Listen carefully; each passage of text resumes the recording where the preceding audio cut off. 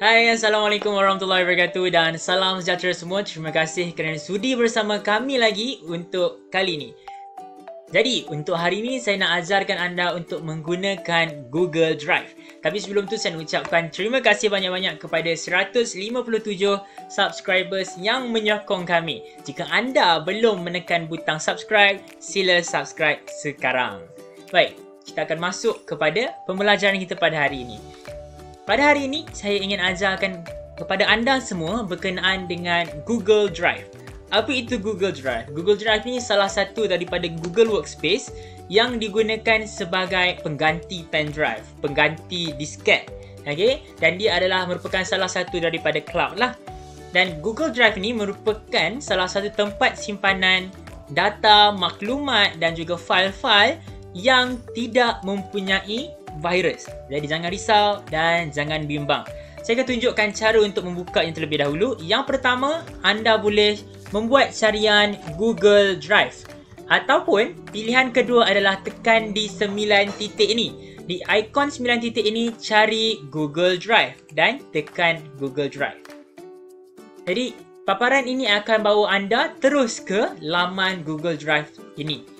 Jadi saya tutup dulu YouTube supaya ruangan ini akan lebih banyak. Jadi saya tekan drive. Baik, kita lihat pada drive. Ini adalah drive personal. Okey. Sebelum saya nak mulakan apa-apa, saya nak menceritakan perbezaan drive personal dan juga drive organization. Okey, dalam drive personal, okey, limit dia hanyalah 15 GB. Sekiranya nak lebih, kena beli. Okay? 15 GB ni lama boleh pakai. Jangan risau dan jangan bimbang. Tapi sekiranya anda merupakan dalam sebuah organisasi yang menggunakan laman web, atau maafkan saya, menggunakan email organisasi, berkemungkinan anda akan mempunyai 30 GB sahaja limited, ataupun seperti kami yang berada di Universiti Kebangsaan Malaysia mempunyai akses unlimited terhadap Google Drive. Okey, baik. Saya akan mula untuk mengajar anda setiap tools yang ada dalam Google Drive. Baik, yang pertama sekali adalah Plus New. Bila dalam Plus New ni, kita ada 3 yang paling asas. Nak tambah folder, iaitu nak buat folder baru, nak upload file ataupun nak upload folder. Okey, ini adalah folder. Okey, ini adalah folder, satu folder dan banyak folders. Okey, dan ini adalah file. File. Dalam folder, apabila kita buka, kita akan jumpa files. Okey. Jadi, cara untuk nak upload, tekan tambah new, kita tekan plus folder. Maksudnya kita akan masukkan satu folder baru. Kita tulis tutorial. Okey, tutorial hari ini. Kita tekan create. Dan dia automatically akan muncul di bahagian bawah ni. Okey, sekiranya anda ingin menambahkan folder yang dah ada dalam laptop anda, just tekan folder upload. Ataupun jika anda nak masukkan file daripada laptop anda, tekan file upload. Baik, kita akan buka di ruangan yang kita buat tutorial hari ini begini. Dan kita nak tambah hari ini, kita nak tambah Google Docs. Okay, Google Docs ni tempat dia sama saja macam Microsoft Word, tapi dia dalam versi Google. Okay, Google Sheet sama je macam Excel tapi versi Google. Google Slide sama saja macam presentation PowerPoint tapi versi Google. Dan kita ada Google Form juga sama juga macam Microsoft Forms tapi versi Google. Dan kita ada banyak lagi yang boleh dimasukkan, aplikasi-aplikasi lain yang akan ada files yang kita boleh insert dalam ni, seperti Google Drawing, Google My Maps, Google Sites, Google Apps Script ataupun Google Jamboard, ataupun kita boleh connect dengan lagi banyak apps yang ada dalam Google, okay, yang tidak disenaraikan dalam list tersebut. Okey, seperti inilah. Okey, baik. Jadi, saya nak tunjukkan salah satu. Okey, sebelum itu saya nak sharekan caranya. Bila kita tekan Google Docs, okey, sebagai contoh lah, saya gunakan satu saja contoh dan kita namakan Google Docs ini selepas dia habis refresh. Okey, dan jangan risau, Google Docs ini selagi mana anda membuka Wi-Fi dan ada connection dengan Wi-Fi, Google Docs ini selagi anda tulis apa-apa saja, jangan risau dan jangan bimbang, dia akan automatically save. Okay? Dan disebabkan oleh kita buka dengan cara daripada Google Drive, dia akan automatically save juga dalam folder Google Drive yang kita buat tadi. Kalau tak percaya, anggap kita tulis ha. Kita buka tutorial hari ini dan kita akan jumpa folder ha dan dia akan ada preview juga. Okey, baik. Jadi, sama juga seperti yang lain. Jadi sekarang saya nak sharekan tricks. Kita tekan di sini setting dan kita tekan keyboard shortcut. Dan kita boleh lihat pelbagai jenis keyboard shortcut yang boleh dipakai. Contoh, saya nak buka sekarang. Saya nak buka Google Form. Saya hanya perlu tekan Shift dan O di keyboard. Saya tekan Shift, saya tekan O. Dia akan terus bawakan kepada saya Google Form dan saya tulis nama Google Form. Dan saya akan tuliskan nama dia sebagai Google Form. Okey, lagi sekali. Saya tekan Enter. Dan apabila saya patah balik kembali, okay, dia akan muncul di sini. Okey, jangan risau, jangan bimbang. Begitu mudah untuk kita pakaikan Google Drive. Okey, sekarang saya nak tunjukkan pula cara untuk kita nak menamakan semula.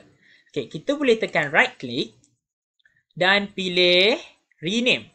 Pilih rename. Contoh kita nak namakan dia sebagai Google Form saya. Okey, kita boleh tekan OK dan dia akan automatically rename. Tetapi sekiranya anda nak cepat, terus saja tekan dia, bagikan dia ada sikit highlight warna biru di situ dan kita hanya tekan huruf N di keyboard. Okey, tekan huruf N di keyboard dan dia akan muncul rename. Okey, rename ni kita ubahlah nama Word. Contoh nama Word. Okey, dan dia akan berubah dengan mudahnya. Okey, sekarang ni kalau anda sempat, anda boleh tekan button undo untuk undokan dia. Tapi sekiranya anda tak sempat, contoh kalau kita dah namakan dia sebagai files, okey, files, okey. Contoh kalau kita tak sempat. Jadi apa yang kita perlu buat adalah, okey, kita boleh tekan Ctrl Z. Kalau kita boleh tekan Ctrl Z. Baik, sekiranya saya dah delete dua-dua file saya dah remove kedua-dua file saya. Jadi kalau saya tekan Ctrl Z, dia hanya akan muncul satu sahaja, iaitu yang paling last sekali saya delete. Jadi macam mana? Kita hanya perlu pergi ke trash dan kita boleh tekan balik di sini dan restore. Jadi jangan risau dan jangan bimbang. Baik, kita buka balik tutorial hari ini. Dan saya nak share pula sekarang macam mana kita nak sharekan drive. Sebab ramai orang, dia tak berjaya nak sharekan drive dia. Sebab dia terlupa untuk tekan button share di sini. Okay? Untuk button share dalam Google Drive, okay, sekiranya anda berada di dalam sebuah Google Drive milik peribadi, dia punya paparannya akan muncul seperti inilah. Okay, contoh, anda nak masukkan orang, saya nak masukkan Yamin7901 dan saya bagi tahu dia, Yamin, ini file tutorial. Okay, dan saya boleh hantar dekat Yamin. Dan saya set dia sebagai editor. Jangan risau. Okay, untuk kita nak kembalikan semula paparan tersebut, selain daripada kita right click dan tekan share, kita hanya perlu pastikan dia berwarna biru dan kita tekan titik di keyboard. Okay, dan dia akan terus muncul. Sekiranya anda nak mengubah dia, okay, viewer, dia hanya boleh untuk melihat, okay, tanpa membuat sebarang perubahan terhadap file tersebut. Dan sekiranya ingin jadikan dia sebagai komentar, dia boleh untuk komen file tersebut ataupun hanya jadikan dia sebagai editor, iaitu editor dia boleh untuk edit, dia boleh comment, dia boleh view, dia boleh buat semua benda. Ataupun nak jadikan dia sebagai owner pun boleh. Dan kita juga boleh tekan, kalau nak hantar dekat satu kelas, contoh banyak orang, takkan kita nak type email seorang-seorang kan? Itu akan membebankan kita. Tapi jangan risau, kita ada change to anyone with the link. Jadi kita hanya perlu tekannya sebagai editor. Kalau kita nak bagi pelajar kita masukkan bahan dalam Google Drive kita, kita setkan dia sebagai editor. Kalau nak setkan dia sebagai komentar, mereka hanya boleh komen. Tapi kalau kita setkan dia sebagai viewer, mereka hanya boleh view sahaja. Okay? Mereka hanya boleh view sahaja.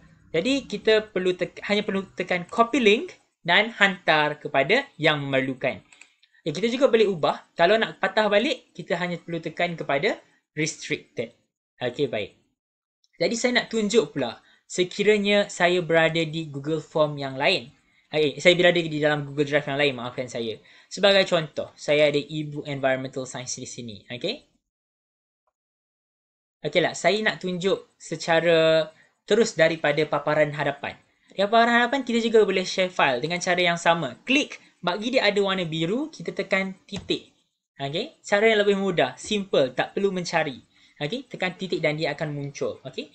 Kita dah set benda ni. Dan sekiranya link saya sekarang hanyalah boleh diakses oleh Plaza Universiti Kebangsaan Malaysia yang menggunakan email yang ada alliance.siswa.ukm.edu.my.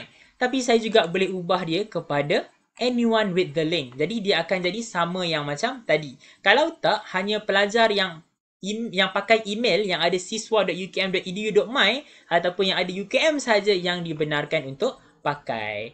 Okay, jadi kita boleh copy link dan hantarkan link tersebut.